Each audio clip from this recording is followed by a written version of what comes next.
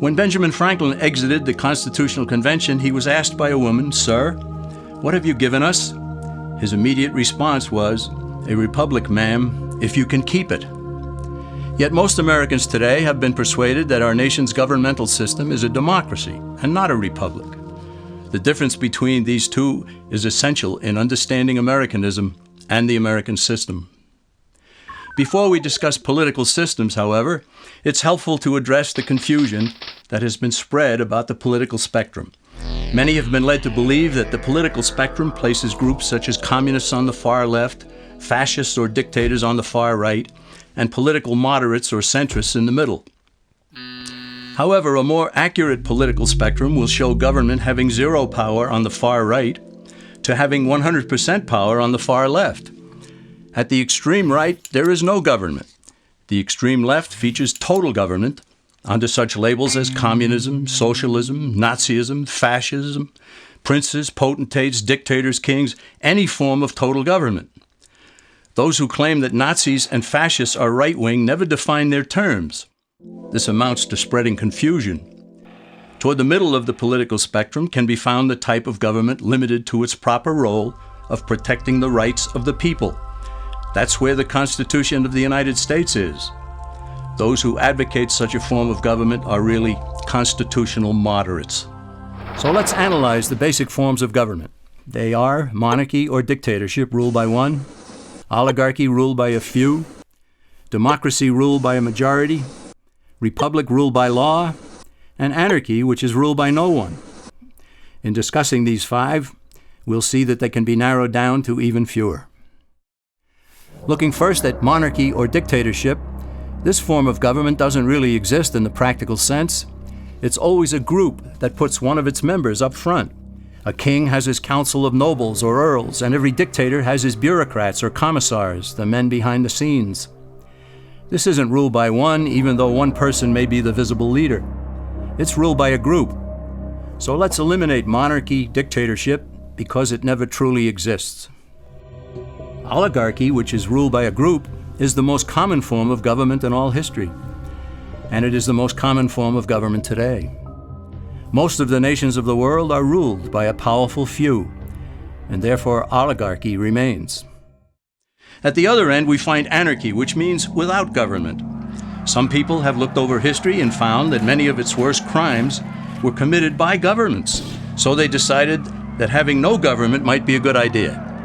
But this is a mistake, because as the ancient Greeks stated, without law there can be no freedom. Our founding fathers agreed and held that some amount of government is a necessary force in any civilized, orderly society.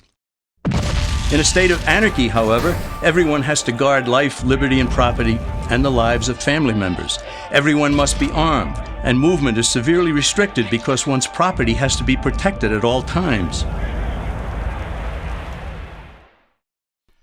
Civilized people have always hired someone to do the guarding, a sheriff, a police force, or some branch of government. Once law enforcement was in place, the people were freer. They could leave their property, work in the fields, and so on. In short, the proper amount of government makes everyone freer. There are some who advocate anarchy, however, not because they want no government, but because they don't like what they have. They use anarchy as a tool for revolutionary change. The condition of anarchy is very much like a vacuum where something rushes in to fill it. These calculating anarchists work to break down the existing government with rioting, killing, looting, and terrorism. Tragically, the people living in such chaos often go to those best able to put an end to it and beg them to take over and restore order. And who is best able to put an end to the chaos? The very people who started it. The anarchists who created the problem then create a government run by them, an oligarchy, where they have total power. This is exactly what happened in Russia and in Germany, where Hitler's brown shirts created the chaos that brought him to power. But anarchy isn't a stable form of government. It's a quick transition from something that exists to something desired by the power-hungry. It's a temporary condition, and because it isn't permanent, we eliminate it as well. The word democracy comes from two Greek words, demos, meaning people, and kratein, meaning to rule. Democracy, therefore, means the rule of the people, majority rule. This, of course, sounds good, but suppose the majority decides to take away one's home, or business, or children. Obviously, there has to be a limit. The flaw in democracy is that the majority isn't restrained. If more than half the people can be persuaded to want something in a democracy, they rule. What about republic? Well, that comes from the Latin, res meaning thing, and publica meaning public. It means the public thing, the law.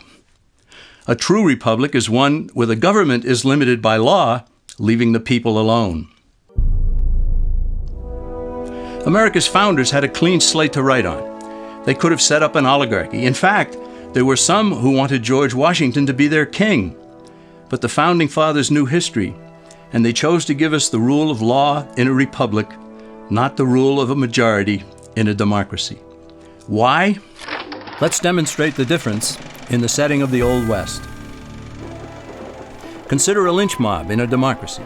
35 horseback riders chase one lone gunman. They catch him, and they vote 35-1 to hang him. Democracy has triumphed, and there's one less gunman to contend with. Now consider the same scenario in a republic. The 35 horseback riders catch the gunman and vote 35-1 to hang him, but the sheriff arrives, and he says, "You can't kill him. He's got his right to a fair trial." So they take the gunman back to town. A jury of his peers is selected, and they hear the evidence and the defense, and they decide if he shall hang.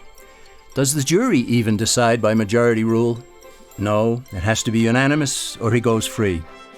The rights of the gunman aren't subject to majority rule, but to the law. This is the essence of a republic. Many Americans would be surprised to learn that the word democracy does not appear in the Declaration of Independence or the U.S. Constitution, nor does it appear in any of the constitutions of the 50 states. The founders did everything they could to keep us from having a democracy. James Madison, rightly known as the father of the Constitution, wrote in essay number 10 of the Federalist Papers, "Democracies have ever been spectacles of turbulence and contention, have ever been found incompatible with personal security or the rights of property, and have in general been as short in their lives as they have been violent in their deaths." Alexander Hamilton agreed, and he stated, "We are a republican government. Real liberty is never found in despotism or in the extremes of democracy." Samuel Adams, a signer of the Declaration of Independence, stated, "Democracy never lasts long. It soon wastes, exhausts, and murders itself." The founders had good reason to look upon democracy with contempt, because they knew that the democracies in the early Greek city-states produced some of the wildest excesses of government imaginable. In every case, they ended up with mob rule, then anarchy, and finally tyranny under an oligarchy. During that period in Greece, there was a man named Solon who urged creation of a fixed body of law not subject to majority whims. But where the Greeks never adopted Solon's wise counsel, the Romans did. Based on what they knew of Solon's laws, they created the 12 tables of the Roman law and, in effect, built a republic that limited government power and left the people alone. Since government was limited, the people were free to produce, with the understanding that they could keep the fruits of their labor. In time, Rome became wealthy and the envy of the world. In the midst of plenty, however, the Roman people forgot what freedom entailed. They forgot that the essence of freedom is the proper limitation of government. When government power grows, people freedom recedes. Once the Romans dropped their guard, power-seeking politicians began to exceed the powers granted them in the Roman Constitution. Some learned that they could elect politicians who would use government power to take property from some and give it to others. Agriculture subsidies were introduced, followed by housing and welfare programs. Inevitably, taxes rose and controls over the private sector were imposed. Soon, a number of Rome's producers could no longer make ends meet, and they went on the dole.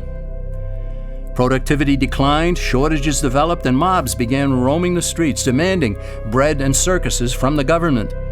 Many were induced to trade freedom for security. Eventually, the whole system came crashing down. They went from a republic to a democracy, and ended up with an oligarchy under a progression of the Caesars.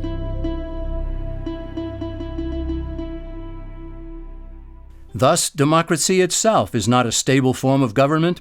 Instead, it is the gradual transition from limited government to the unlimited rule of an oligarchy. Knowing this, we as Americans are ultimately left with only two choices. We can keep our republic, as Franklin put it, or we will inevitably end up with an oligarchy, a tyranny of the elite.